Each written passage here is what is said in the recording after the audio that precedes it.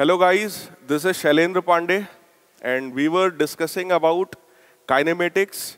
Previous class में हम लोगों ने motion in straight line की बात किया था. जब भी हम लोग rest और motion दो terms की बात करते हैं तो ये दोनों terms का मतलब बड़ा relative sense में आता है. Rest का मतलब ये है कि जब कोई object time के साथ अपनी position को change ना करे तो उसको हम लोग कहते हैं वो rest पर है. अगर कोई ऑब्जेक्ट टाइम के साथ अपनी पोजीशन को चेंज कर रहा है तो हम लोग कहते हैं कि वो ऑब्जेक्ट मोशन में है. लेकिन ये दोनों ही टर्म्स रिलेटिव टर्म्स हैं. इस स्टेटमेंट को कोई एक्सप्लेन कर सकता है कि rest and motion both are relative terms. ऐसा मैं क्यों कह रहा हूं? कोई बता सकता है? Rest and motion. किसी ऑब्जर्वर के लिए कोई ऑब्जेक्ट रेस्ट पर हो सकता है, किसी दूसरे ऑब्जर्वर के लिए वही ऑब्जेक्ट मोशन में हो सकता है. फॉर एग्जाम्पल, अगर आप मेरी कार में, मान लीजिए फॉर एग्जाम्पल आप मेरे साथ लखनऊ चल रहे हैं, कानपुर से लखनऊ चल रहे हैं, ठीक है. हम लोगों ने यहां से चलना स्टार्ट किया, आप मेरे बगल में बैठे हैं कार में. तो जब यहां से चल रहे होंगे तो मैं कहूंगा यार ये मेरे बगल में है, जब मैं लखनऊ पहुंच जाऊंगा तब भी आप मेरे बगल में ही हैं. तो मेरे हिसाब से आप किस में हैं? रेस्ट में हैं, क्योंकि आपने अपनी पोजीशन को चेंज नहीं किया. लेकिन हमारे और आपके अलावा जो थर्ड पर्सन कोई एचबीटीआई में यहां बाहर खड़ा होगा वो तो यही कहेगा ना कि सर उस बच्चे को लेकर लखनऊ चले गए. इसका मतलब उसके लिए हम लोग मोशन में हैं और आपस में एक दूसरे के लिए हम लोग रेस्ट पर हैं. तो इसका मतलब कोई ऑब्जेक्ट रेस्ट पर है या मोशन में है, ये बात डिपेंड करती है कि ऑब्जर्वर कहां पर है, ऑब्जर्वर किस रेफरेंस फ्रेम से उसको ऑब्जर्व कर रहा है. तो एक नया टर्म भी आप लोगों के लिए आ गया जिसका मैंने नाम बोला रेफरेंस फ्रेम. रेफरेंस फ्रेम का मतलब होता है किसी ऑब्जेक्ट की सबसे पहली बात पोजीशन. पोजीशन का मतलब होता है उसका एक्स कोऑर्डिनेट, वाई कोऑर्डिनेट, उसका जेड कोऑर्डिनेट, साथ ही साथ टाइम. रेफरेंस फ्रेम में हम लोग चार चीजों की बात करते हैं. एक्स, वाई, जेड कोऑर्डिनेट्स ले लीजिए और किस टाइम पर आप बात कर रहे हो. तो कहने का मतलब कहां से बात कर रहे हो और किस टाइम पर बात कर रहे हो, ये चार चीजें मिलकर के रेफरेंस फ्रेम के बारे में आइडिया हमको देती हैं. तो ऑब्जर्वर का जो रेफरेंस फ्रेम है उसके बेसिस पर आप कहोगे कि कोई ऑब्जेक्ट रेस्ट में है या कोई ऑब्जेक्ट मोशन में है. जैसे अभी आप लोग इस क्लास में बैठे हो तो आप रेस्ट में हैं या आप मोशन में हैं? कितने लोग कह रहे हैं रेस्ट में हैं? कितने लोग कह रहे हैं मोशन में हैं? कोई नहीं.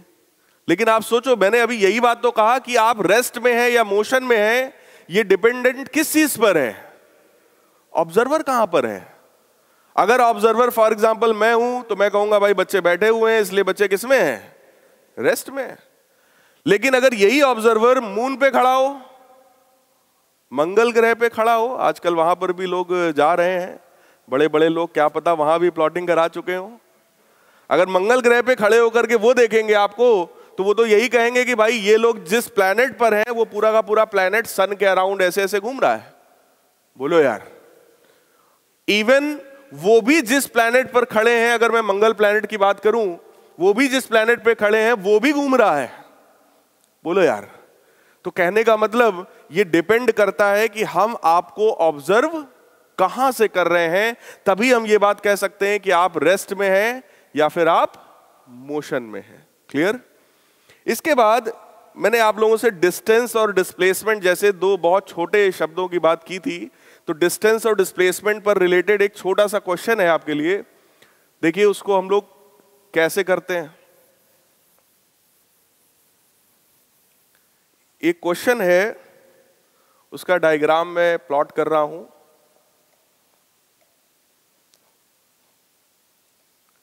डिस्टेंस का मतलब होता है द शॉर्टेस्ट, नहीं, the total path length covered between two points is known as distance.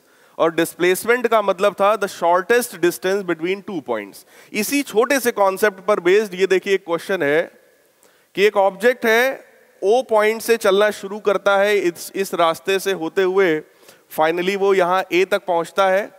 इसके बाद वो मूव करता है parallel to z axis, z axis के पैरेलल कुछ यहां कहीं पर मूव किया, and then he moves parallel to y axis.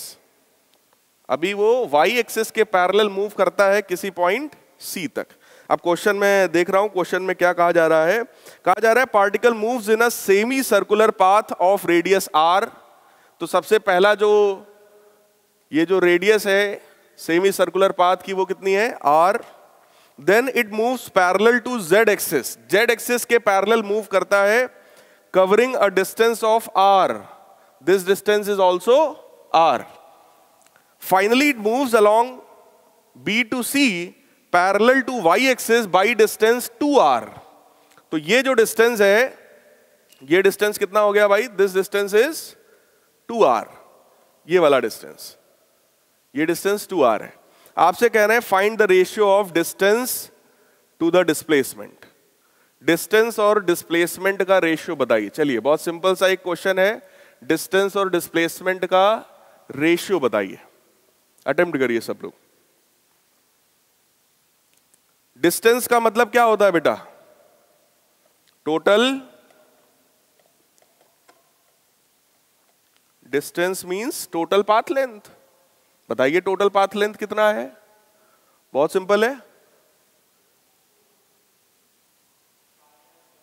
Very good, pi r plus r plus 2r, सही है, this is total distance. What about displacement, ये तो मैंने लिख दिया, बड़ी सिंपल सी चीज थी, r कॉमन कर लिया, पाई प्लस 3 टाइम्स r। अब आप लोग बताइए डिस्प्लेसमेंट कितना है, उसको कैसे निकालोगे जी। डिस्प्लेसमेंट का मतलब तो भाई यही होता है द शॉर्टेस्ट डिस्टेंस, है ना। और अगर मैं शॉर्टेस्ट डिस्टेंस की बात करूं तो वो डिस्टेंस तो ये होगा, करेक्ट, दिस इज डिस्प्लेसमेंट। बताओ भाई इस डिस्प्लेसमेंट की वैल्यू कितनी होगी,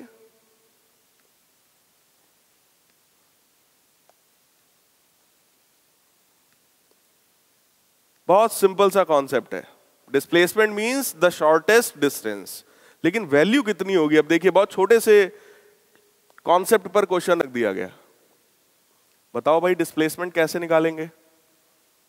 कुछ लोग नए भी दिख रहे हैं, डिस्टेंस डिस्प्लेसमेंट तो क्लियर होगा बेटे, वेरी नाइस, बिल्कुल सही बात है। अगर आप इसी सेम चीज को किसी भी दूसरे मेथड से करने की कोशिश करो, ज्योमेट्री लगाने की कोशिश करो, तो कहीं ना कहीं आपके लिए बड़ा टफ हो जाएगा, समझ रहे हैं, इतना टफ करने की जरूरत इसको नहीं है। ऐसे में हम लोग वेक्टर के कॉन्सेप्ट को या कोऑर्डिनेट ज्योमेट्री जो आपने पढ़ी होगी, इसके कॉन्सेप्ट को हम लोग यूज कर सकते हैं। अगर मैं आपसे कहूं सी पॉइंट का कोऑर्डिनेट बताओ, तो कोई बता सकता है, एनीवन एल्स। अब तो हिंट उन्होंने दे ही दिया आप लोगों को, सी पॉइंट का कोऑर्डिनेट बताइए, बताओ बेटा, एक्स कोऑर्डिनेट बोलो भाई। देखो सबसे पहले वो ऐसे चला, यहां तक पहुंचा, फिर z एक्सिस के पैरेलल और फिर y एक्सिस के पैरेलल, तो बोलो भाई,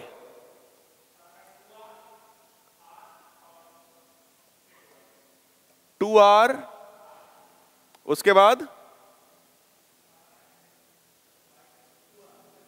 हाँ 2r, 2r, r, बोलो, बहुत ध्यान से समझिएगा, ये तो 3D डायग्राम है। अब इसी चीज को जरा यहां पे समझो, सबसे पहले वो यहां से यहां गया, उसके बाद z डिस्टेंस बाहर आया और फिर 2r डिस्टेंस ऊपर गया, सही है। तो x, y, z तीनों कोऑर्डिनेट्स आप बता सकते हैं कि नहीं बता सकते हैं। आप कहेंगे सर डायमीटर का मतलब 2r, y डायरेक्शन में कितना गया 2r, और बाहर कितना निकला r। इज इट क्लियर, कोई डाउट, सही है। और अगर मैं आपसे कहूं कि अब ये वाली डिस्टेंस बताओ, ये जो वॉयलेट कलर से दिख रही है आपको, डिस्प्लेसमेंट ये कितना होगा भाई? अगर कोऑर्डिनेट ओरिजिन का तो सबको ही पता है, तो अगर मैं आपसे कहूं कि इसका डिस्टेंस बताओ, तो डिस्टेंस फार्मूला क्या होता है बेटा? अंडर रूट 2r का स्क्वायर प्लस 2r का स्क्वायर प्लस r का स्क्वायर। सही है भाई, ठीक। तो कितना आ जाएगा? 2r का square 4r square plus 4r square plus r square means under root 9r square. It means, तो डिस्प्लेसमेंट कितना आ गया भाई? तो आप भी कहेंगे सर बहुत सिंपल क्वेश्चन है, pi plus 3 times r divided by displacement कितना हो गया? 3r। So your answer is pi plus 3 divided by 3। तो आप लोग देख सकते हैं कितने छोटे से कॉन्सेप्ट पर भी कोई क्वेश्चन ठीक ठाक बनाया जा सकता है। जल्दी से नोट डाउन कर लीजिए, आगे बढ़ा जाए।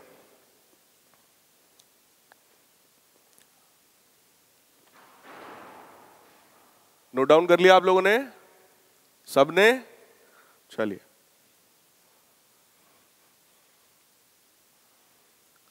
अगला कॉन्सेप्ट हमको चाहिए path of a particle. Path of particle का मतलब ट्रेजेक्ट्री भी होता है। जैसे कई बार आप लोगों से एक डेरिवेशन करने को कहा जाता है, फाइंड आउट या derive trajectory of a parabolic path या प्रोजेक्टाइल मोशन। प्रोजेक्टाइल मोशन है तो उसका ट्रेजेक्ट्री बताओ। ट्रेजेक्ट्री का मतलब it is the equation of x coordinate and y coordinate and z coordinate. कोई पार्टिकल अगर मोशन में है तो आप उसके एक्स कोऑर्डिनेट के वेरिएशन को देखो, उसके वाई कोऑर्डिनेट के वेरिएशन को देखो, उसके जेड कोऑर्डिनेट के वेरिएशन को देखो, और इसी को इनसे रिलेट करने वाली कोई एक इक्वेशन बनाओ। मतलब वो पार्टिकल किस पाथ पर चल रहा है उसको हम क्या बोलते हैं? ट्रेजेक्ट्री। क्लियर है? ट्रेजेक्ट्री का मतलब समझ में आया आपको? जैसे अगर मैं बहुत सिंपल ट्रेजेक्ट्रीज की बात करूं, अगर कोई ऑब्जेक्ट स्ट्रेट लाइन मोशन में चलता है तो बोलो उसकी इक्वेशन किस तरह की हो सकती है? y is equal to mx plus c, or it may be like x by a plus y by b is equal to 1, intercept form ax plus by बराबर c। कहने का मतलब अगर कोई ऑब्जेक्ट लीनियर मोशन में होता है, straight line motion में होता है, तो x की पावर में भी 1 है, y की पावर में भी 1 है। क्लियर? तो इस तरह का जो ट्रेजेक्ट्री है वो कैसा हो गया बेटा? Straight line motion. अगला ट्रेजेक्ट्री आप कौन सा जानते हैं भाई? Circular motion. अगर सर्कुलर मोशन है तो बहुत सिंपल, अगर मैं बात करूं, अगर ये जो सेंटर है इसका अगर ये ओरिजिन है और रेडियस इसकी r है, तो इस तरह के सर्कुलर पाथ की इक्वेशन क्या होती है? X square plus y square is equal to r square. R इसका रेडियस है, अगर आपने स्मॉल माना है तो आप स्मॉल लिख दीजिए, और अगर आपने कैपिटल माना है तो कैपिटल लिख दीजिए। इसका मतलब एक्स पर भी स्क्वायर हो, वाई पर भी स्क्वायर हो, दोनों का ये कोफिशिएंट 1 हो या सेम हो। बात समझ रहे हैं? अगर यहां पे लिखा है बेटा 2x स्क्वायर 2y स्क्वायर, तो इसी 2 को नीचे भेज दूंगा तो बन जाएगा ना x square plus y square बराबर आर स्क्वायर बाई 2। तो इस तरह का इक्वेशन किसको रिप्रेजेंट करता है? सर्कुलर पाथ को। और तीसरा कोई ट्रेजेक्ट्री आपको पता हो? पैराबोलिक। ये भी पढ़ा होगा आप लोगों ने आई थो।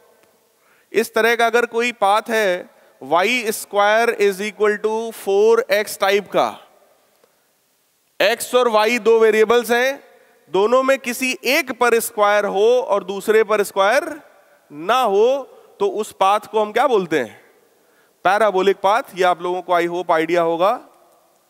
पैराबोलिक पाथ, इस पाथ का बहुत यूज है आपके फिजिक्स में। क्लियर? इलिप्टिकल पाथ की अगर बात करें तो इसका इक्वेशन क्या होता है भाई? B square is equal to 1। जिसमें ए क्या होता है, इसको बोलते हैं हम लोग सेमी मेजर एक्सिस का लेंथ, बी क्या है, सेमी माइनर एक्सिस का लेंथ। क्लियर? आखिरी होता है आपका हाइपरबोला, जिसका मुझे लगता है फिजिक्स में बहुत ज्यादा यूज नहीं आता है, लेकिन उसकी equation x square upon a square minus y square upon b square is equal to 1 type का। क्लियर है? ये सब जनरल ट्रेजेक्ट्रीज हैं। इन जनरल मैंने आपसे बात किया, ये सब मैथमेटिक्स में आप लोग डिटेल में पढ़ेंगे। ठीक, इस पर बेस्ड एक क्वेश्चन है आपके लिए। लिखिए question, a particle moves in xy plane, a particle moves in xy plane according to, a particle moves in xy plane according to, लिखिए x is equal to -8 sin pi t, y is equal to -2 cos 2 pi t, where t is time, t जो है वो time है। Find equation of path of particle, find equation of path of particle. इस तरह का अगर कोई particle है जिसका x कोऑर्डिनेट टाइम के साथ वेरी कर रहा है, y कोऑर्डिनेट भी टाइम के साथ वेरी कर रहा है, तो आप इसका पाथ बताइए। पाथ यानी कि ट्रेजेक्ट्री, और ट्रेजेक्ट्री का मतलब मैंने आपको क्या बताया, relation between x coordinate, y coordinate and z coordinate. Clear है? आपके पास दो ही कोऑर्डिनेट दिए गए हैं x और y, तो कुछ ऐसा करो कि ये जो x t के टर्म्स में है, ये जो y t के टर्म्स में है, इन दोनों इक्वेशन में से t को इलिमिनेट करो। इलिमिनेट करके x और y के बीच का रिलेशन बताओ मुझे, जल्दी से सॉल्व करिए भाई, ट्रेजेक्ट्री निकालिए, कुछ दिमाग लगाइए इसमें, कुछ ऐसा करिए t हट जाए, x और y का रिलेशन आपके पास आ जाए।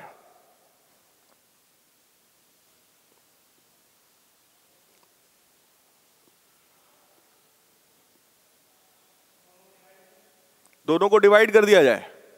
डिवाइड कर देंगे तो क्या होगा, क्या कट जाएगा,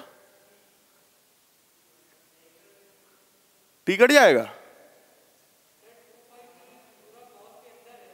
क्या भाई? हाँ यार बिल्कुल, ये सब एंगल है भाई मेरे। अगर आपने इसको ऐसे डिवाइड किया, पाई से पाई, टी से टी काट दिया, तो ये गलती नहीं है, ये पाप है। बोलो यार, एंगल है ना, अंदर का एंगल ऐसे थोड़ी ना कैंसिल हो जाएगा। तो आप क्या करोगे, डिफरेंशिएशन से क्या मिलेगा बेटे,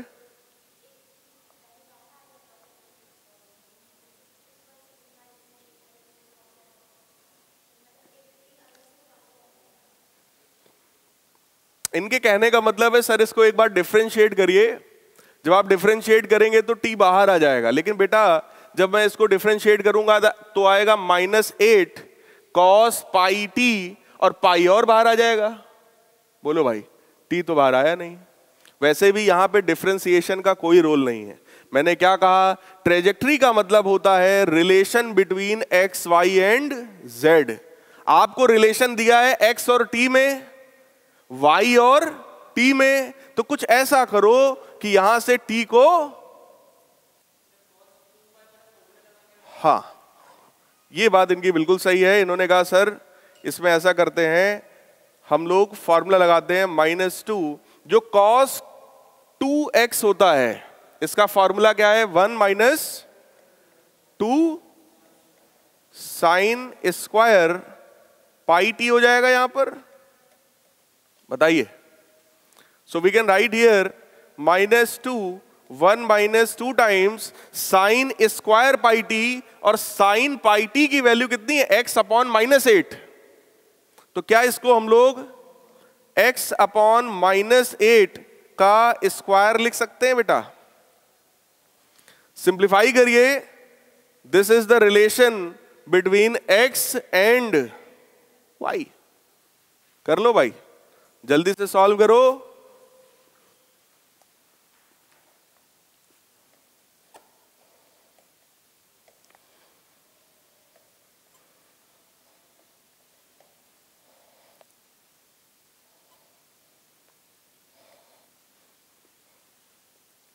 ये रिलेशन आ गया, क्लियर? अच्छा, कोई मुझे ये बताएगा अगर ये रिलेशन हमको मिल चुका है तो ये किस तरह का ट्रेजेक्ट्री है?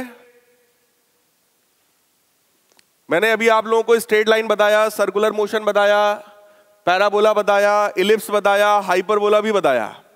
उनमें से ये क्या है? पैराबोला। क्या ये बात सबको समझ में आ रही है? चेक कर लो बेटा, x पर स्क्वायर है लेकिन y पर नहीं है। इस तरह की इक्वेशन किस पाथ को रिप्रेजेंट करती है भाई? It represents parabola. Any doubt? लिख डालिए जल्दी से। एक क्वेश्चन आपके लिए और अच्छा क्वेश्चन है, हटा दूं? नोट डाउन कर लिया हो तो हटा दे भाई, आज ढेर सारे न्यूमेरिकल्स करने हैं हम लोगों को। चलिए अगला देखिए, क्वेश्चन है particle moves in XY plane such that position vector, तो आप लोगों को इसका पोजीशन वेक्टर दिया है। उस पोजीशन वेक्टर की वैल्यू है 2 sin 3t i cap plus 2 1 minus cos 3t times j cap. Find the equation of trajectory of particle. आपको क्या दिया है? किसी पार्टिकल का इस तरह का ये जो वेक्टर होता है ये कहलाता है पोजीशन वेक्टर। पोजीशन वेक्टर का मतलब बेटा ये है कि अगर ये एक्स एक्सिस और वाई एक्सिस है तो ये पॉइंट क्या कहलाता है? ओरिजिन। किसी की भी लोकेशन बतानी होती है तो हम लोग हमेशा किसके रिस्पेक्ट में बताते हैं? ओरिजिन के रिस्पेक्ट में। ठीक, तो आपने कहा सर अगर ये पॉइंट यहां पर है तो इसका पोजीशन वेक्टर ये है। यही पॉइंट यहां से मूव करके यहां पे पहुंचा तो पोजीशन वेक्टर भी, अगर पॉइंट यहां पहुंच गया तो पोजीशन वेक्टर भी ऐसा हो गया। कुछ बात समझ में आ रही है? तो पोजीशन वेक्टर का सिंपल मतलब यह है पॉइंट की लोकेशन। बोलो, और अगर आपको पॉइंट की लोकेशन पता है तो क्या आप उसका ट्रेजेक्ट्री निकाल सकते हैं, उसका पाथ निकाल सकते हैं? फॉर एग्जाम्पल, कितने लोग कानपुर के हैं? आप लोगों का ओरिजिन जो है वो आपका घर हो गया फॉर एग्जाम्पल। ठीक, अगर मैं आपसे कहूं कि आप अपने घर से निकले, जेड स्क्वायर गए, जेड स्क्वायर से आप HBDI आए, इसका मतलब मैंने क्या बताया? पहला आपका पोजीशन मैंने क्या बताया? Z square. दूसरा पोजीशन क्या बताया? HBDI। इसका मतलब क्या हुआ? अगर मैं आपको आपके पोजीशंस बता रहा हूं तो क्या आप रास्ता डिसाइड कर सकते हैं?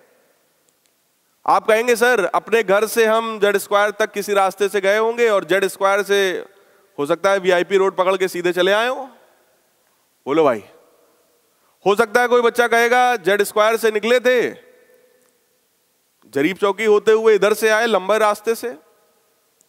लेकिन अगर आपको पोजीशंस पता है तो आपको यह पता चल जाता है कि आप किस रास्ते से गए हैं। अगर मैं शॉर्टेस्ट पाथ की बात कर रहा हूं तो शॉर्टेस्ट पाथ का मतलब क्या होता है?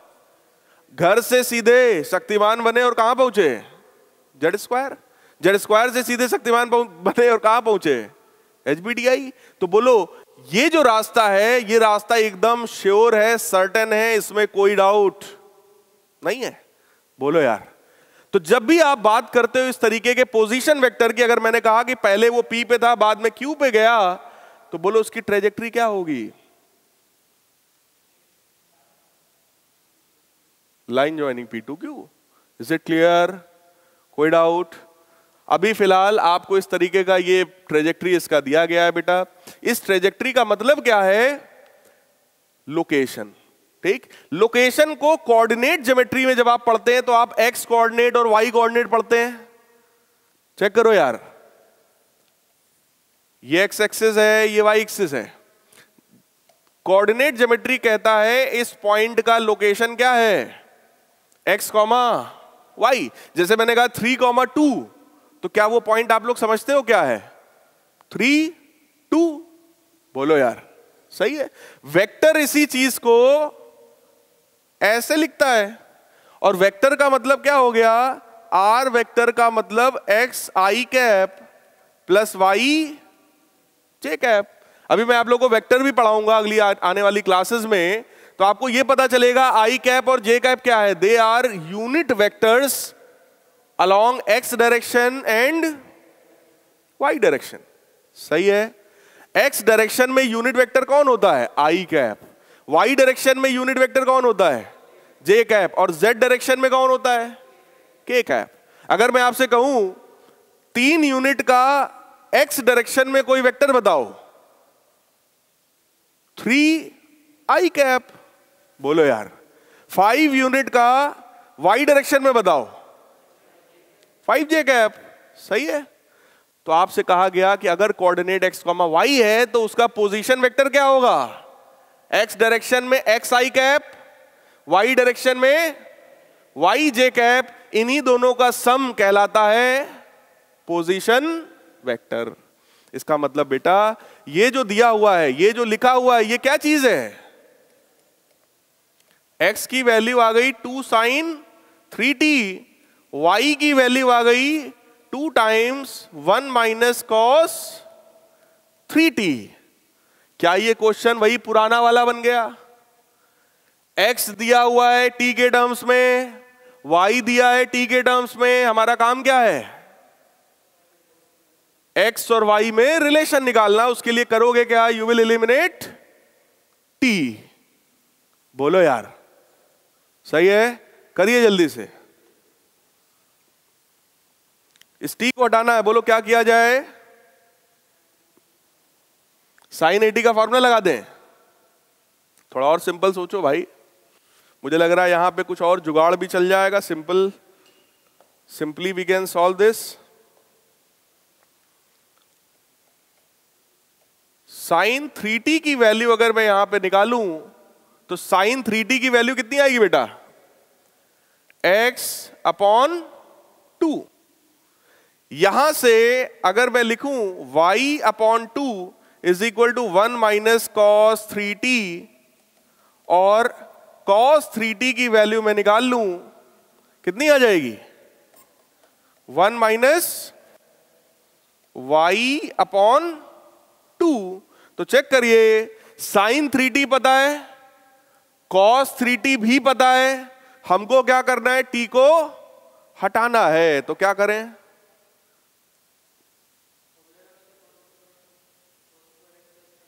हाँ एग्जैक्टली आप सबके पास ट्रिग्नोमेट्री में एक आइडेंटिटी होती है जो सबको रटी होगी, sign square theta plus cos square theta बराबर 1। Is it clear?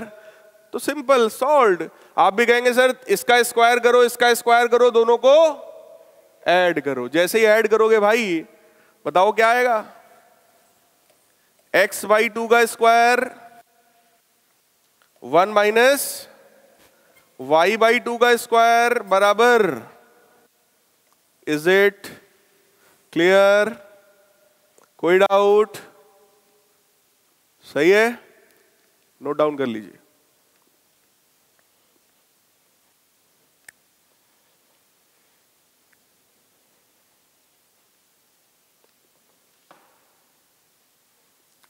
ट्रेजेक्ट्री पर बेस्ड क्वेश्चन अक्सर जेई के एग्जाम में आ जाया करते हैं।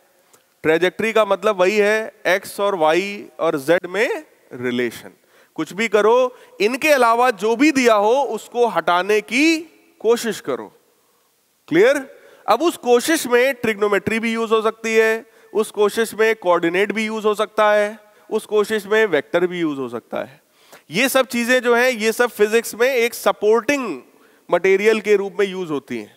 अब जैसे sine square theta plus cos square theta is equal to 1, या एक रिलेशन और आपको पता है सेक स्क्वायर थीटा बराबर 1 प्लस tan स्क्वायर थीटा। ऐसे ही एक और आपको पता है कॉसेक स्क्वायर थीटा बराबर। तो ये सब रिलेशंस को आप यूज कर सकते हो डिपेंडिंग ऑन द केस। सही है बेटा। अब बात आई कि सर अगर ट्रेजेक्ट्री हमने निकाल लिया तो क्या सर इसमें भी कोई वैरायटी हो सकती है?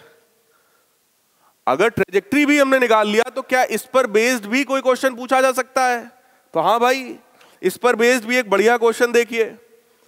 आपसे कहा गया एक पार्टिकल है जो इस तरह के ट्रेजेक्ट्री पर मूव कर रहा है। A particle moves along the curve x square by 9 plus y square by 4 is equal to 1 with constant speed. यह कहा गया कि इस पार्टिकल की जो स्पीड है वो कैसी है? कांस्टेंट स्पीड है v। एक्सप्रेस इट्स वेलोसिटी इन वेक्टर फॉर्म। इसमें कहा गया वेक्टर के फॉर्म में रिप्रेजेंट करो, लेकिन आप लोगों ने अगर वेक्टर नहीं पढ़ा है तो मैं आपके लिए इजी कर दे रहा हूं। आपको बस ये बताना है इसकी वेलोसिटी के कंपोनेंट्स बता दो।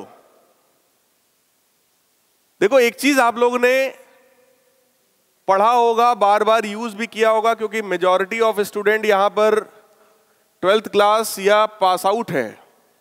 अगर बेटा वेलोसिटी v है, ये एंगल थीटा है, तो बोलो x डायरेक्शन में इसका एक कंपोनेंट होता है जिसको हम vx बोलते हैं, y डायरेक्शन में एक कंपोनेंट होता है जिसको vy बोलते हैं। बोलो यार, इस vx की value v cos theta, vy की वैल्यू, पक्की बात है। यहां से अगर मैं ऐसी डॉटेड लाइन खींचूं तो जरा चेक करो, v स्क्वायर की वैल्यू जो है क्या ये vx square plus vy square के बराबर होती है बेटा? Is it clear to everyone? कोई डाउट हो पूछ लो भाई। कंपोनेंट है, सिंपल कंपोनेंट। आपसे यही चीज कहा गया कि अगर इस तरह के पाथ पर कोई पार्टिकल मूव करता है तो उसकी x कंपोनेंट ऑफ वेलोसिटी और y कंपोनेंट ऑफ वेलोसिटी की वैल्यूज बता दीजिए। It means we have to find out vx and vx निकालो और vy निकालो। क्वेश्चन समझ में आ गया कि नहीं आया? ये चीज नहीं समझ में आई, जरा ध्यान से देखिएगा।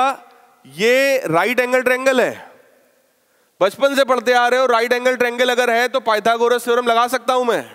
पाइथागोरस का मतलब हाइपोटेनस का स्क्वायर बराबर बेस का स्क्वायर प्लस, तो चेक करो यार, v स्क्वायर बराबर vx स्क्वायर प्लस, पक्की बात है?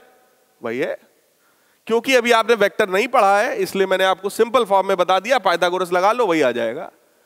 अगर आपने वेक्टर पढ़ा है या आपके दिमाग में है तो आप लोगों ने पैरेललोग्राम्स लॉ का एक फॉर्मूला पढ़ा है, आर स्क्वायर बराबर a square plus b square plus 2ab cos theta. सबने पढ़ा होगा, नहीं पढ़ा है?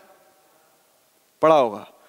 ए वेक्टर ये वाला और बी वेक्टर ये वाला, इन दोनों के बीच का एंगल कितना दिख रहा है? cos 90 कितना होता है? 0। इसका मतलब आर स्क्वायर बराबर a square plus b square होता है अगर दोनों वेक्टर्स के बीच का एंगल 90 डिग्री हो। तो यहां बेटे 90 है, इसलिए मैंने लिखा आर स्क्वायर यानी कि वी स्क्वायर बराबर v x square plus v y square. जिसको वेक्टर आता है उसके लिए वो मेथड है, जिसको वेक्टर नहीं आता है उसने बचपन से पाइथागोरस थ्योरम तो खूब पढ़ा होगा भाई, है ना? पाइथागोरस के हिसाब से देखें तो हाइपोटेनस का स्क्वायर बराबर बेस का स्क्वायर प्लस परपेंडिकुलर का स्क्वायर, तो वी स्क्वायर बराबर v x square plus v y square. Is it clear? अब बताओ कैसे आएगी वैल्यू? लगाओ दिमाग भाई, कैसे आएगी इसकी वैल्यू?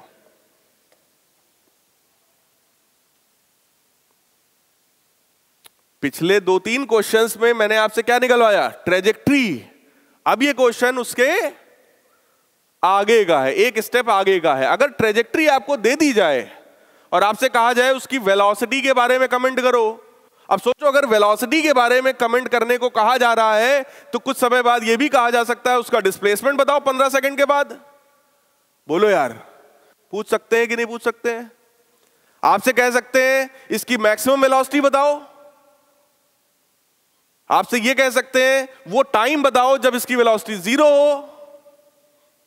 एक ही क्वेश्चन में बहुत सारे वैरायटी ऑफ क्वेश्चंस को बनाया जा सकता है, लेकिन मैं एक एक करके आपको स्टेप बाय स्टेप चीजें समझा रहा हूं। अब भाई इसको अगर करना है तो बोलो क्या किया जाए, जल्दी से बताओ भाई। क्या बेटे?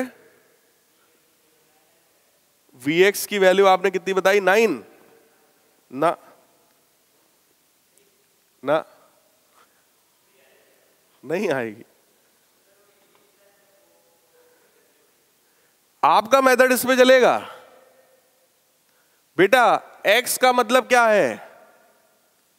x coordinate of the particle, particle कहां पर है, इसका मतलब कहीं ना कहीं ये डिस्प्लेसमेंट इन x डायरेक्शन है।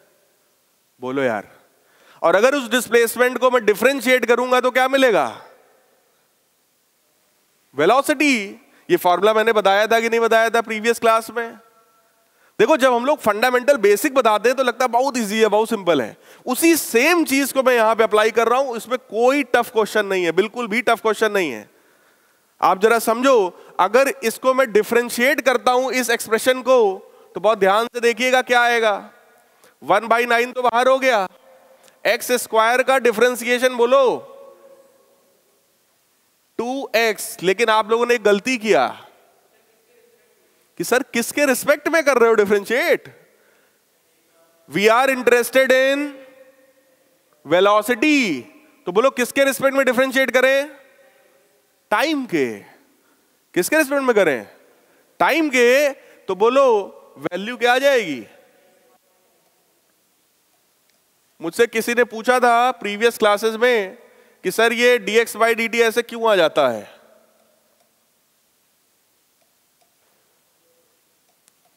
चेक करो जो मैंने लिखा है क्या वो सही है?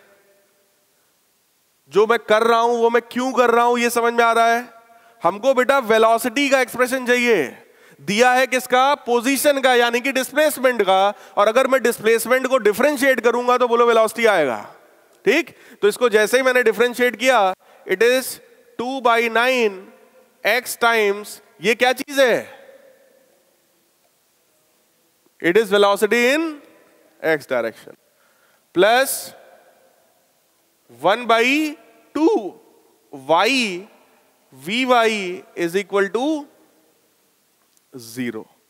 यहां से क्या हम लोगों को कोई रिलेशन मिल सकता है? -y/2 vy। vy की वैल्यू बेटे मिल सकती है? vy की वैल्यू कितनी मिल जाएगी? -4/9 x/y टाइम्स, चेक कर लो कहीं कुछ गलत तो नहीं हुआ है, सही है बिल्कुल। ठीक, ये हमारे पास रिलेशन आ गया vx और vy में। अभी हमको वैल्यू चाहिए, we want the value of vx and vy। कैसे मिलेगी वैल्यू? अच्छा ये बताओ, इतना समझ में आ रहा है या बड़ा टफ लग रहा है? आज इतना सन्नाटा क्यों है भाई? टफ लग रहा है क्या? जिसको भी टफ लग रहा हो हाथ ऊपर करो, इसमें बिल्कुल भी संकोच वाली बात नहीं है भाई। देखो IIT JEE का फिजिक्स है, यहां से शुरू होता है एकदम नीचे से। डिस्टेंस क्या है, डिस्प्लेसमेंट क्या है, स्पीड क्या है, वेलोसिटी, यहां से शुरू होता है और जाता कहां तक है? ऊपर जाने की कोई लिमिट? जाते जाते वहां तक जाया जा सकता है इसकी कोई लिमिट नहीं है।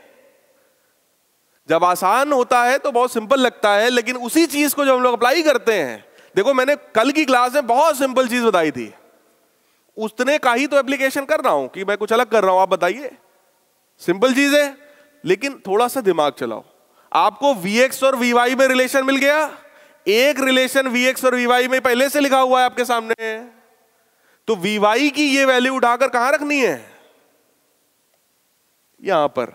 जल्दी से रखो, जैसे ही रखोगे ये बोलो Vx के टर्म्स में है पहले से, Vy की भी वैल्यू जब रखोगे Vx के टर्म्स में, तो ये पूरी की पूरी इक्वेशन से आपको Vx की वैल्यू मिल जाएगी। इसको नोट डाउन कर लो, फिर मैं आगे बढ़ूं। पहले जल्दी से नोट डाउन करिए, अच्छा क्वेश्चन है। सबसे पहले आपसे ट्रेजेक्ट्री पूछा गया, उसके बाद आपसे वेलोसिटी के कंपोनेंट्स के बारे में बात की गई।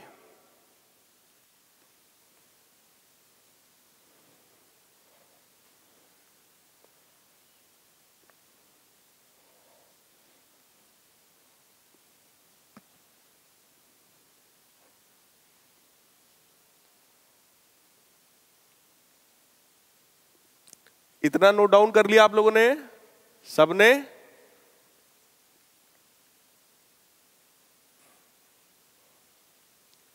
देखिए हमारे पास एक्सप्रेशन क्या था, v square is equal to v x का स्क्वायर प्लस वी वाई का स्क्वायर। और वी वाई क्या था भाई? वी वाई था, वी वाई ये रखा हुआ है, -4/9 x upon y times v x, इसका भी स्क्वायर। करेक्ट है? सिंप्लीफाई करो यहां से और मुझे आप वी एक्स स्क्वायर की वैल्यू निकालो यहां से। 1 माइनस, इसको थोड़ा सा सिंप्लीफाई कर लिया जाए तो ये आपका हो जाएगा 1 plus 16 upon 81 x square upon y square. So we have the value of Vx, that is V upon under root 1 plus 16 x square upon 81 y square. Is it correct? ज्यादा से ज्यादा हम लोग इसका क्या कर सकते हैं, एलसीएम ले सकते हैं और अंडर रूट 81 वाई स्क्वायर को ऊपर भेज सकते हैं। तो यही बन जाएगा आपका v times 9y divided by under root 16x square plus 81 y square. Any doubt? Clear एकदम? अगर हमको vx की वैल्यू बेटे पता है तो क्या vy भी आ जाएगा? vy कितना था? -4/9 x upon y times vx, और vx कितना है? 9 vy upon under root 16x square plus 81 y square. एक y से एक y भी आपका कैंसिल हो जाएगा, जो बच गया that is your answer. Any doubt? अब अगर इसी चीज को वेक्टर के फॉर्म में रिप्रेजेंट करना होता तो क्या करते?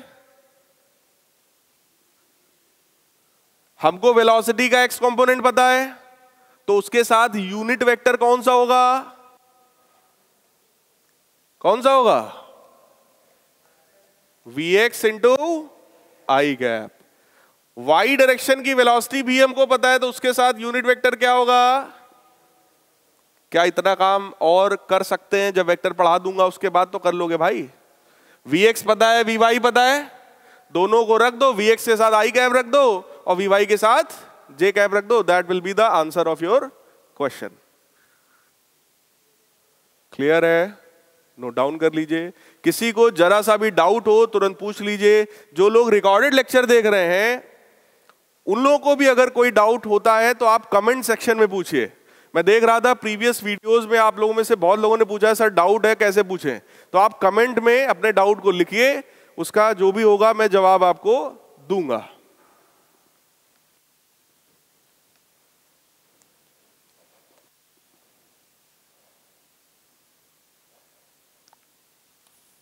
इतने में किसी को कोई डाउट तो नहीं है? आगे बढ़ा जाए? चलो आ जाते हैं। प्रीवियस क्लास में मैंने आपको इक्वेशन ऑफ मोशन पढ़ाया था।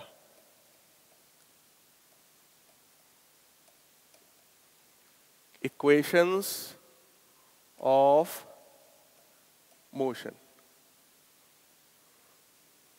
इक्वेशंस ऑफ मोशन आप अप्लाई तब करते हो जब एक्सेलरेशन की वैल्यू कांस्टेंट हो। ये बात बहुत इंपॉर्टेंट है, मेजॉरिटी ऑफ स्टूडेंट यहीं पे गलत कर देता है। उसको कुछ भी दिया गया, डिस्प्लेसमेंट, टाइम, वेलोसिटी, उसके दिमाग में तुरंत आता है v बराबर u प्लस एटी, खट से लगाया, क्वेश्चन गलत। कब लगता है? जब एक्सेलरेशन कांस्टेंट हो, otherwise we are not going to apply this equation. Any doubt? ठीक, अब देखो पहला जो इक्वेशन है v is equal to u plus a t, इसमें v final velocity, u initial velocity, a acceleration और t टाइम। अगर इसके डेरिवेशन की मैं बात करूं तो डेरिवेशन बड़ा सिंपल सा है। एक्सेलरेशन जो होता है इसको हम लोग कहते हैं change in velocity per unit time interval. So we can write here change in velocity का मतलब final velocity minus v minus u, और टाइम इंटरवल कितने का है? t का। जब से देखना शुरू करते हो उसी अकॉर्डिंग तो टाइम बताते हो कि अगर क्लास है 2 बजे से 3:30 बजे तक, तो आप टाइम इंटरवल कितना बताते हैं? 90 मिनट्स, 1.5 घंटा, है ना। तो जब भी देखना शुरू करते हैं स्टार्टिंग टाइम हमेशा 0 माना जाता है भाई। तो इतने में टी टाइम हो गया, इस टी को इधर भेजो तो बन जाएगा AT is equal to v minus u. So v की वैल्यू कितनी मिल गई? कोई डाउट? सही है। इसी चीज को कैलकुलस मेथड से अगर डिराइव करना हो तो हम लोग क्या कहेंगे? एक्सेलरेशन जो होता है that is dv by dt। So we can write here dv is equal to acceleration into dt। Now we will integrate both side. Any doubt? अब बेटा इसका मतलब समझो, मैंने आप लोगों से कहा था डिफरेंशिएशन इंटीग्रेशन की बात वहीं पर होगी जहां पर कितनी क्वांटिटीज हो? 2, और दोनों कैसी हो? वेरिएबल। पहली वेरिएबल क्वांटिटी यहां कौन है? Time, that is always variable, हमेशा चेंज होता है। दूसरी इनिशियल वेलोसिटी, फाइनल वेलोसिटी, इसका मतलब the velocity is changing, so velocity is also variable here. तो कितनी चीजें हमारे पास वेरिएबल हो गई भाई? जब भी 2 चीजें कंटिन्यूअसली वेरी कर रही हो, बोलो कौन सा मेथड लगाओगे? डिफरेंशिएशन और इंटीग्रेशन का। तो यार इसमें लिमिट लगा दीजिए, लिमिट बड़ी सिंपल सी है। आप कहेंगे सर dv का मतलब होता है वेलोसिटी, वेलोसिटी की इनिशियल वैल्यू क्या है? u, और फाइनल क्या है? v। टाइम की इनिशियल वैल्यू 0 और final value t। So you will say dv का इंटीग्रेशन मैंने बताया था v limit from u to v। a constant है बोलो, इसलिए बाहर आ गया। ठीक, dt का इंटीग्रेशन हो गया t कहां से कहां तक भाई? 0 से t। Upper limit minus lower limit बराबर a times upper limit t minus lower limit 0. So we have derived the first equation of motion again v is equal to u plus at using calculus method. Clear है भाई? कोई doubt? जरा सा भी doubt हो तुरंत पूछ लो यार। लिख डाला आपने इसको? बड़ा सिंपल है अभी, लेकिन सिंपल में ही टफ हो जाएगा अपने आप, देखिएगा। बढ़ाएं आगे? लिख रहे हो भाई? लिख लो जल्दी लिखो बेटा। जो लोग लिख रहे हैं जल्दी से लिखें, और जिनका कुछ भी छूट जाता हो, अगर कोई भी चीज छूट गई भाई, इसीलिए रिकॉर्डेड लेक्चर्स हैं। आप यूट्यूब चैनल पे जाइए, उन सारे रिकॉर्डेड लेक्चर्स को देखिए। मेरा अपना चैनल भी है, अभ्युदय का अपना चैनल भी है। ठीक, जिस भी चैनल पर आपको सुटेबल लग रहा है आप उस पर देखिए, कमेंट करिए, अपने डाउट्स को पूछिए। हम लोग वही डाउट्स आपके क्लियर करते हैं। मेरे पास रात में 12-12, 1-1 बजे तक बच्चे अपने डाउट भेज देते हैं। फोटो खींचा, व्हाट्सएप कर दिया, सर ये वाला डाउट बताइए। अगर मुझे लगता है कि नहीं वो बच्चा है, जेन्युइन है, वो पूछना चाहता है, तो मैं जरूर मदद करता हूं। हाँ, थोड़ा लेट लपेट हो सकता है क्योंकि बहुत सारे डाउट्स आते हैं, तो आप भेजिए, मैं अपनी तरफ से पूरी बेस्ट कोशिश करूंगा कि वो डाउट आपका उसी समय क्लियर किया जाए। आगे बढ़ाएं। Next equation of motion we have s is equal to ut plus half a t square. Clear? यहां पर यार अगर हम लोग डिस्प्लेसमेंट की बात करें तो डिस्प्लेसमेंट का मतलब होता है velocity multiplied by time. Velocity multiplied by time. तो आप कहोगे सर वेलोसिटी तो चेंज हो रही है, तो सर कौन सी वेलोसिटी लें? तो जब कोई क्वांटिटी चेंज हो रही हो तो एक कॉन्सेप्ट और भी है, अगर हम इंटीग्रेशन नहीं करते हैं तो हम लोग वहां पे कौन सी वेलोसिटी ले सकते हैं? Average velocity. बोलो भाई। So average velocity multiplied by time, average velocity कितनी हो गई? u plus v by two. भाई दो नंबर्स हैं, उनका एवरेज कैसे निकालोगे? a plus b by to.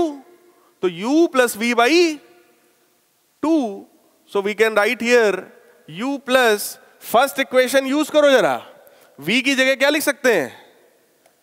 u plus a t by two multiplied by T. तो ये क्या बन जाएगा? इंडिविजुअल डिवाइड करो जरा, u plus a t by two multiplied by t. So this is ut plus half a t square. Any doubt? बहुत simple सी चीज है। इसी चीज को कैलकुलस मेथड से, कैलकुलस मेथड से इसी चीज को भाई कैसे करेंगे? v is equal to ds by d t. So ds is equal to v dt। v क्या है? Final velocity. तो उसको मैं क्या लिख सकता हूं? v is equal to u plus a t d t is equal to displacement. Now we will integrate both side. जब बात कर रहा हूं लेफ्ट साइड का डिस्प्लेसमेंट, डिस्प्लेसमेंट इनिशियली कितना था? 0, फाइनली कितना है? s। टाइम इनिशियली 0 और फाइनली t। तो ये बन जाएगा ना ds का इंटीग्रेशन s, लिमिट लगाओ, upper limit minus lower limit. बहुत बढ़िया। u बाहर करिए, dt का इंटीग्रेशन t, लिमिट्स 0 से t, प्लस एक्सेलरेशन कांस्टेंट है, बाहर करो, t का integration t square by two from 0 to t। So we can write here s is equal to, ये बनेगा ना t माइनस 0 मतलब t plus half a t square minus 0 square. तो वो मैंने हटा दिया।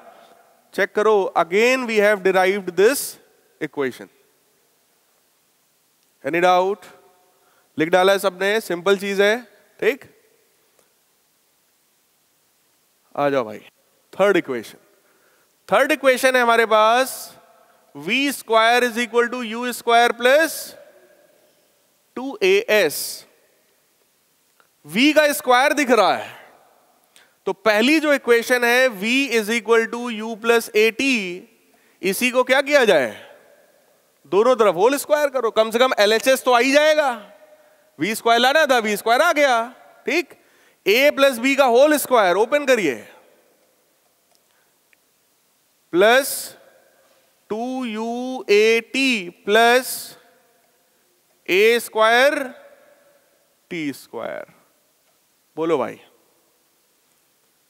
v square is equal to u square plus हमको लाना है 2as, इसलिए हम क्या कर रहे हैं, इस पूरी इक्वेशन से इधर वाले इन दोनों टर्म्स में से 2a कॉमन कर रहा हूं। लेकिन आप कहेंगे सर यहां पे 2 नहीं दिख रहा है, तो भाई 2 का मल्टीप्लाई कर लो और 2 का डिवाइड कर लो, अब दिख रहा होगा। ठीक, 2a कॉमन करो, जैसे ही कॉमन करोगे यहां क्या बचेगा? ut, यहां क्या बचेगा? at square by 2। क्या वही डिस्प्लेसमेंट है? बोलो भाई, वही डिस्प्लेसमेंट है। So we have derived third equation of motion. Clear? Calculus method देख लो यार। एक्सेलरेशन जो हमारे पास है that is dv by dt। इसको अगर मैं मैनिपुलेट करूं तो we can multiply and divide by ds। अब आप कहेंगे सर ऐसा क्यों कलाकारी आप कर रहे हैं, क्या जरूरत है? फिजिक्स में हर चीज के पीछे कुछ ना कुछ लॉजिक होगा। अगर कोई कहते सब रट लो तो गलत बात है भाई, हर चीज में कुछ ना कुछ लॉजिक है। हमारे पास कितनी इक्वेशंस अभी मिली हैं? ये कौन सी इक्वेशन है? तीसरी। नॉर्मली हमारे पास इस तरह के फॉर्मूले कितने हैं? दो। वेलोसिटी बराबर ds बाई dt और एक्सेलरेशन बराबर dv बाई dt। दो ही तो है, तीसरा बताओ कौन सा है? da बाई dt कुछ होता नहीं है, बोलो यार। डिफरेंशिएशन ऑफ एक्सेलरेशन का कोई मतलब नहीं होता, तो दो ही है, तो तीसरी कहां से ले आए? पुरानी वाली दोनों में आप चेक करिए, इस वाले में हमने कौन सा फॉर्मूला यूज किया, इसके पहले वाले में कौन सा यूज किया, कौन सा यूज किया? ए बराबर, दोनों तो यूज कर ही चुके हैं, तो अब बचा ही क्या? अब बचा क्या? इंडियन जुगाड़, हम लोग का जुगाड़। जब कुछ नहीं चलता है तो क्या चलता है? जुगाड़। वो जुगाड़ क्या है? ds का मल्टीप्लाई करो, ds का डिवाइड करो, ठीक।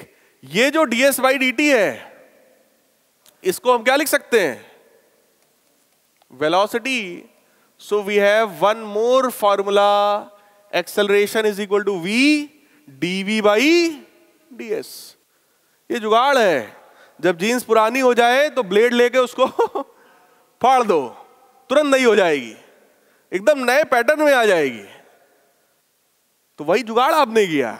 इक्वेशन पुरानी हो गई थी, ds का मल्टीप्लाई ds का डिवाइड, तो बन गया velocity v dv by ds। अब आप चेक कर लीजिए, v dv can be written as a into ds, integrate both side. Velocity का जो इंटीग्रेशन होता है, लोअर लिमिट है u और अपर लिमिट है v, u से v तक। डिस्प्लेसमेंट बताओ बेटा, 0 से s तक। v dv इंटीग्रेशन क्या होगा? v square by 2 from u to v। Acceleration constant है बाहर, ds का integration s from 0 to s। लगाओ यार, v square by 2 minus u square by 2 is equal to a times. So I think it is also derived. We can write here v square is equal to u square plus 2as। इतने में किसी को कोई भी doubt हो तो तुरंत बताइए।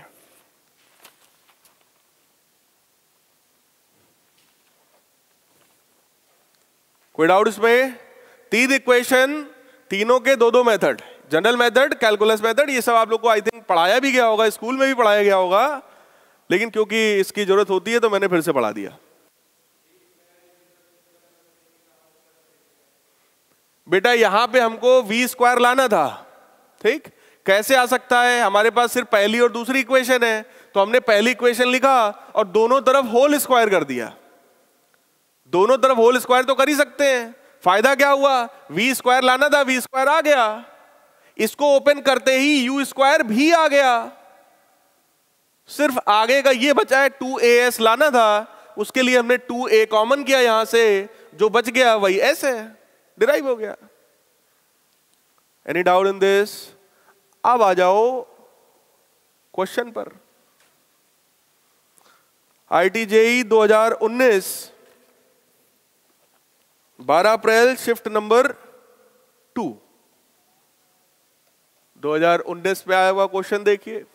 कह रहे हैं particle is moving with speed v is equal to b under root x along positive x axis. एक पार्टिकल है, इस स्पीड से मूव कर रहा है along positive x axis. Clear?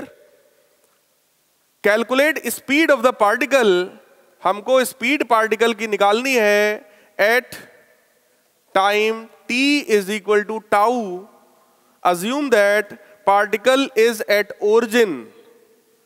ये अज्यूम करिए कि पार्टिकल ओरिजिन पर है जब टाइम 0 था। ओरिजिन का मतलब x भी 0 और y भी 0। ये क्वेश्चन है, क्वेश्चन समझ में आ रहा है? एक पार्टिकल इस वेलोसिटी से मूव कर रहा है, ठीक? पार्टिकल इस वेलोसिटी से मूव कर रहा है, आपसे कह रहे हैं कि जब टाइम की वैल्यू टाउ के बराबर थी तब आप मुझे वेलोसिटी बताइए।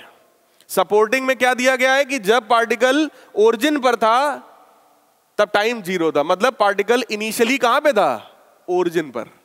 ओरिजिन से चलना शुरू करता है। क्लियर है? ऑप्शंस देखो भाई। B square tau by 4, b square tau by 2, b square tau, और डी वाला है b square tau by under root 2। चलो भाई सॉल्व करो। एक पार्टिकल की वेलोसिटी गिवन है, कह रहे हैं जब टाइम की वैल्यू टाउ होगी तब वेलोसिटी बताओ, और इनिशियली वो पार्टिकल कहां से चलना शुरू करता है? ओरिजिन से। करिए जल्दी से सॉल्व करो भाई। कैसे सॉल्व होगा?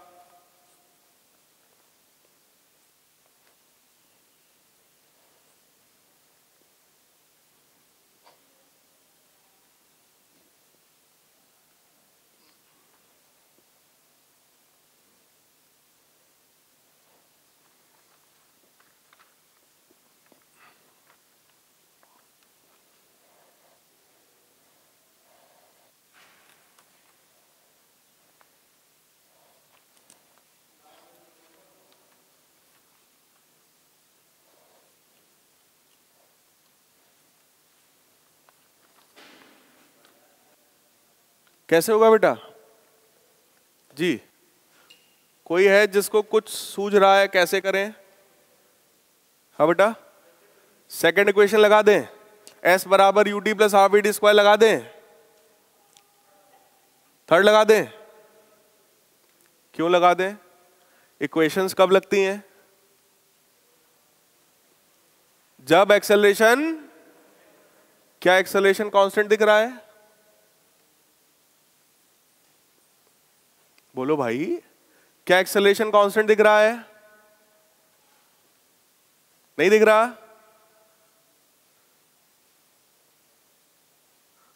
क्या एक्सेलरेशन वेरिएबल है? हाँ, कैसे पता?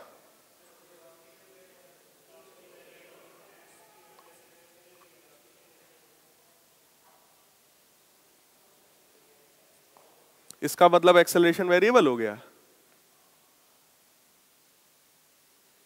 बेटा, जब वेलोसिटी टाइम के रिस्पेक्ट में चेंज हो तब एक्सेलरेशन का कुछ होता है ना? आपको पहले यह सोचना चाहिए कि अगर इक्वेशन ऑफ मोशन लगानी है तो एक्सेलरेशन मस्ट बी कांस्टेंट। मैंने क्या कहा था? सारे बच्चे पहली तो गलती यही करते हैं, वो पहले ये चीज को देखते ही नहीं कि एक्सेलरेशन कांस्टेंट है भी या नहीं है। तो पहले तो एक्सेलरेशन के बारे में सोचो। तो जरा बताओ भाई, अगर वेलोसिटी दिया है, एक्सेलरेशन की बात करनी है, तो क्या मैं इसको डिफरेंशिएट कर सकता हूं? a बराबर dv बाई dt। तो बोलो भाई, एक्सेलरेशन की वैल्यू b, x की पावर 1/2 को डिफरेंशिएट करो। 1/2 x की पावर -1/2, करेक्ट?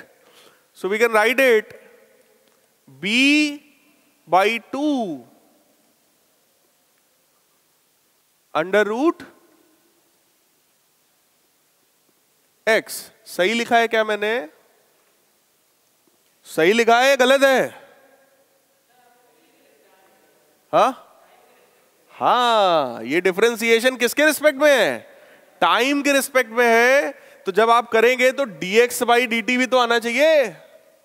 इट मींस ये भी यहां पर होगा। और dx बाई dt क्या है भाई?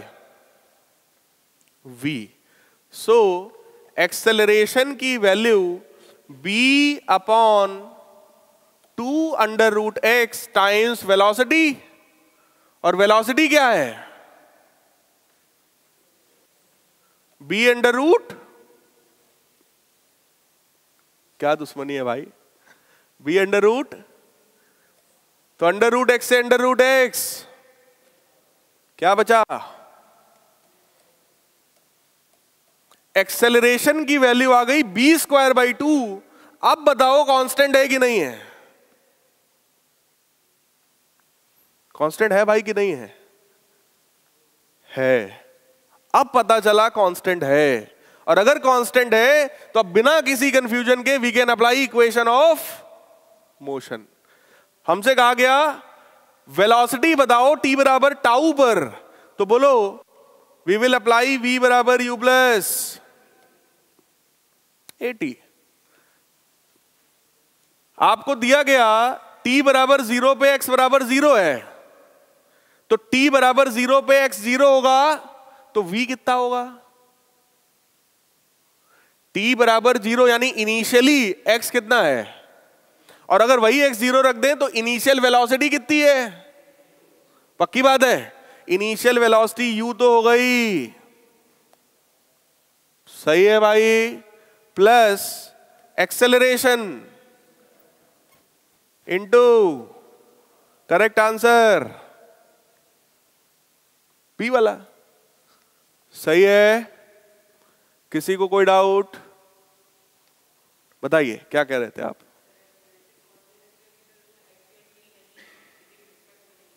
बेटा जैसे जब इस तरीके का एक्सप्रेशन रखा जाता है, इसमें ये x वेरिएबल है, इसमें ये वेलोसिटी वेरिएबल है, ये वेरिएबल इंडिपेंडेंट होता है जबकि ये वाला डिपेंडेंट होता है, जबकि ये जो b है it is a constant, b constant है।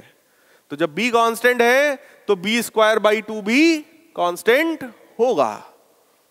एक्सेलरेशन कांस्टेंट है इसलिए हमने इक्वेशन लगाई, वरना हम इक्वेशन ना लगाते। देख लो भाई, किसी को कोई डाउट हो तुरंत पूछो।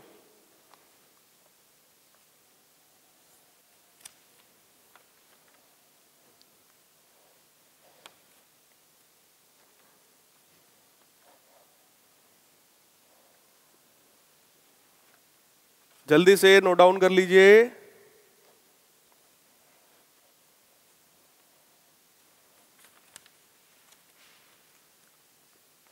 कितने लोगों को 1 by x square plus a square का इंटीग्रेशन पता है?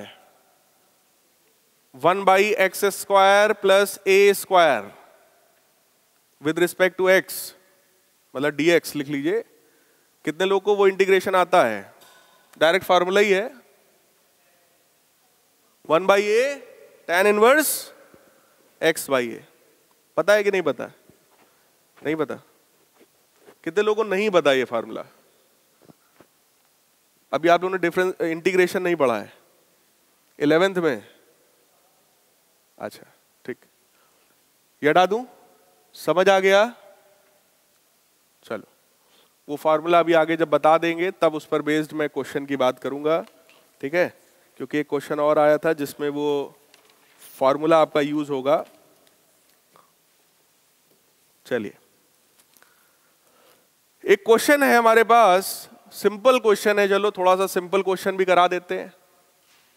एक बॉडी है, ए से बी गई विद स्पीड ऑफ 40 मीटर पर सेकेंड और वापस बी से ए वापस आई 60 मीटर पर सेकेंड से। Calculate average speed and average velocity. A से बी गई 40 की स्पीड से, बी से वापस ए आई 60 की स्पीड से। एवरेज स्पीड बताओ और एवरेज वेलोसिटी भी बताओ। चलो भाई, एवरेज स्पीड का मतलब क्या होता है? Total distance travelled upon total time taken. Total कितना डिस्टेंस आपने ट्रेवल किया बटे कितना समय लगा। ठीक, ए से बी गए, बी से वापस ए आए, तो टोटल डिस्टेंस की वैल्यू क्या 2x हो गई। अरे मान लेते हैं ए से बी के बीच का डिस्टेंस कितना है, x है, तो x गए x आए 2x। व्हाट अबाउट टाइम, ए से बी जाने में टाइम कितना लगेगा बेटा, स्पीड बराबर डिस्टेंस अपॉन, ये जो स्पीड दी है ये यूनिफॉर्म है या नॉन यूनिफॉर्म है, ये मोशन यूनिफॉर्म है या नॉन यूनिफॉर्म है, यूनिफॉर्म।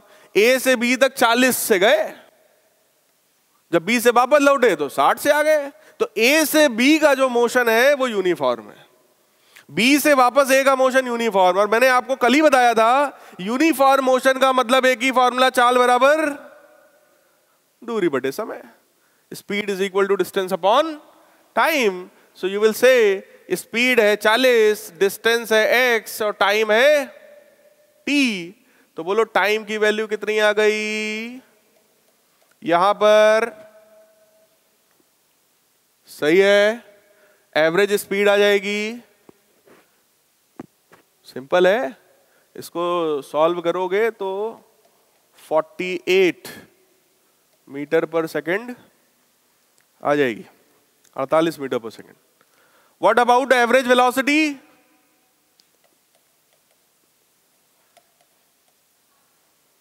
बताओ भाई। एवरेज वेलोसिटी का मतलब total displacement upon total time. Displacement कितना है, ए से बी गए वापस लौट आए ए पर, डिस्प्लेसमेंट 0। सही है, कोई डाउट तो नहीं किसी को, आगे बढ़ा जाए। सिंपल क्वेश्चन था। अगला क्वेश्चन देखिए, ये भी आईआईटी में आया हुआ क्वेश्चन है। The distance x of a particle moving in one dimension under the action of a constant force. Force कैसा है भाई, कांस्टेंट फोर्स है, is related to time t as t बराबर अंडर रूट x प्लस 3। कह रहे हैं कि एक पार्टिकल है जिसका डिस्प्लेसमेंट x टाइम के साथ इस तरह से रिलेटेड है और उस पार्टिकल पर कांस्टेंट फोर्स लग रहा है। कांस्टेंट फोर्स का मतलब कांस्टेंट एक्सेलरेशन, मतलब इक्वेशन ऑफ मोशन लगा सकते हैं अगर जरूरत पड़ी तो। Find displacement of the particle when its velocity is 0। x की वैल्यू बताओ व्हेन वेलोसिटी इज 0। चलो भाई करो जल्दी से, find out the displacement when velocity is 0। करो जल्दी से।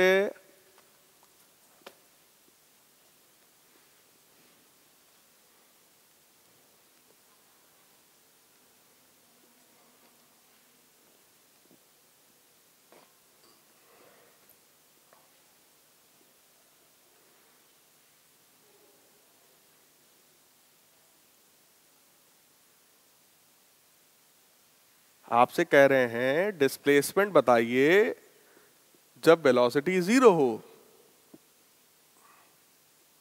कितने लोग क्वेश्चन कर रहे हैं,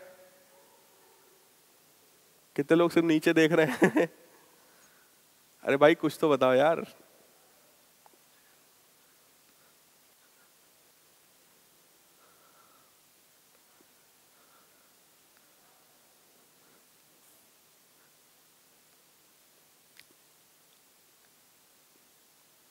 कितना आया,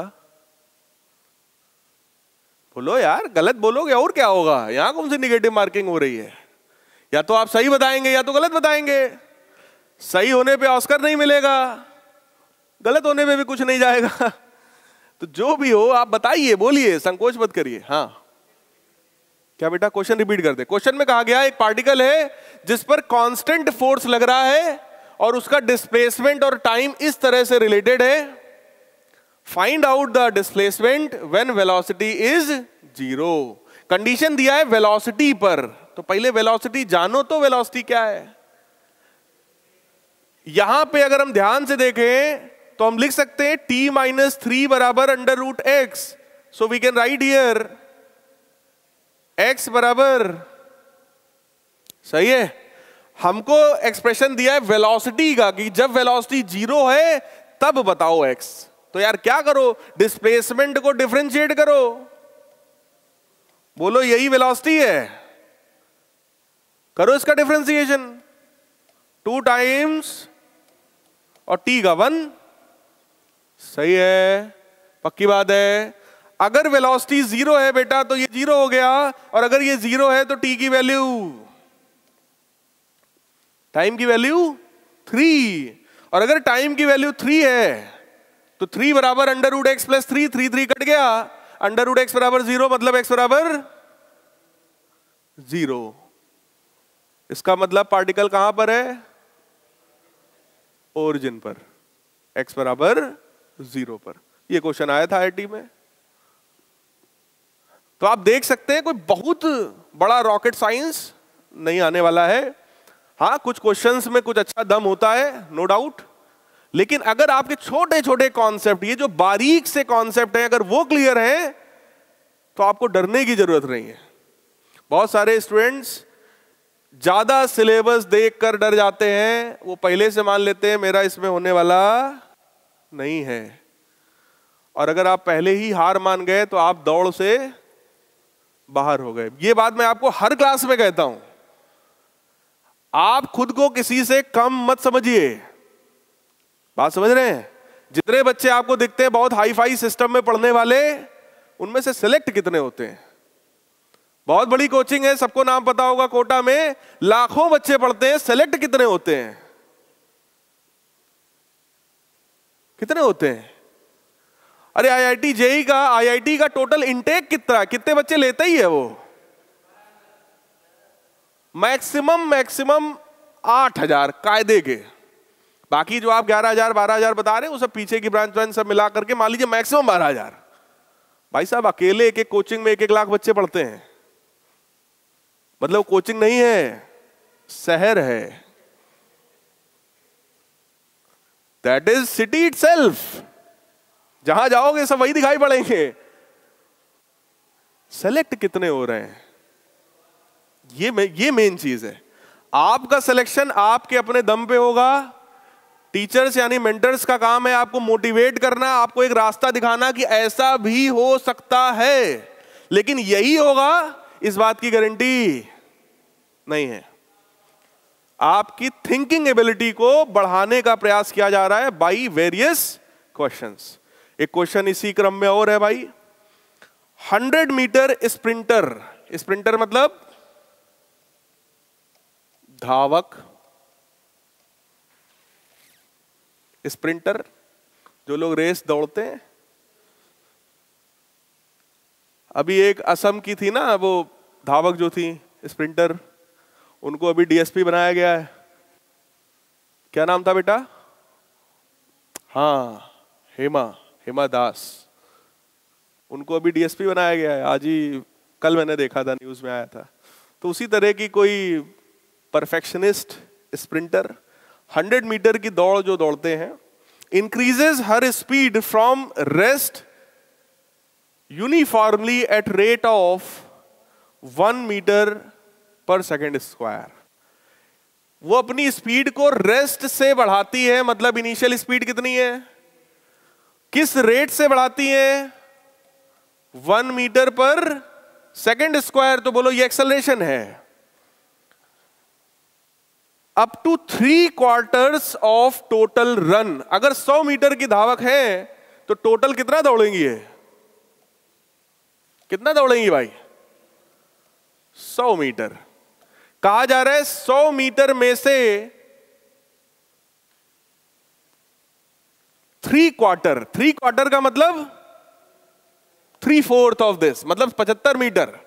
100 मीटर में से 75 मीटर तक का सीन तो यही है जो आपको बताया गया। 0 से शुरू किया, एक्सेलरेशन की वैल्यू है 1 मीटर पर सेकेंड स्क्वायर, लगातार वेलोसिटी बोलो बढ़ती चली जाएगी और वो सी तक पहुंच गई। सी का मतलब 75 metre. And covers last quarter with uniform speed. आखिरी क्वार्टर यानी कि ये जो 25 मीटर है, इस 25 मीटर को इन्होंने यूनिफॉर्म स्पीड से कवर किया है। यहां पर ये मोशन कैसा है? अगर एक्सेलरेशन है तो मोशन यूनिफॉर्म है या नॉन यूनिफॉर्म है?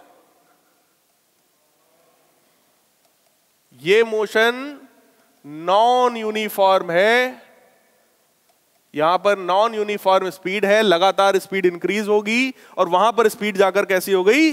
कांस्टेंट हो गई। क्वेश्चन में कहा गया how much time does she take to cover first half and second half of the run.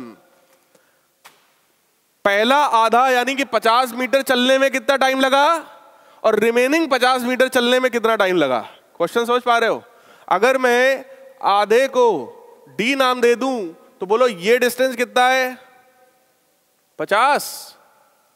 बोलो यार, ये 25 है तो ये भी कितना हुआ? क्वेश्चन में क्या पूछा गया हमसे? Time for AD and time for DB. 100 मीटर वाली धावक है, मतलब उनको टोटल 100 मीटर दौड़ना था। 3/4 ऑफ द मोशन, 3 क्वार्टर्स तक उनका एक्सेलरेशन कितना था? 1 मीटर पर सेकेंड स्क्वायर। तो लगातार वेलोसिटी क्या हो रही होगी? इंक्रीज हो रही होगी। उसके बाद उन्होंने 25 मीटर यूनिफॉर्म स्पीड से ट्रेवल किया। आपसे कह रहे हैं कि भाई आधे में यानी कि 50 मीटर में कितना टाइम लगा और रिमेनिंग 50 मीटर में भी कितना टाइम लगा। ये क्वेश्चन है। क्वेश्चन समझ में आ गया? बोलो यार। ये आप लोगों का होमवर्क भी है, आप लोग करिएगा। टाइम हो गया है, सर आ गए हैं। नेक्स्ट क्लास में अगर आप नहीं कर पाएंगे तो मैं बताऊंगा, ठीक है? तो सभी लोग इस क्वेश्चन को करेंगे। जो लोग वीडियो देखेंगे रिकॉर्डेड वो लोग भी करिएगा। ना हो पाए तो आप लोग कमेंट करिएगा, फिर नेक्स्ट क्लास में हम लोग सॉल्व करके इस क्वेश्चन को मैं आपको बताऊंगा। Goodbye guys, take care.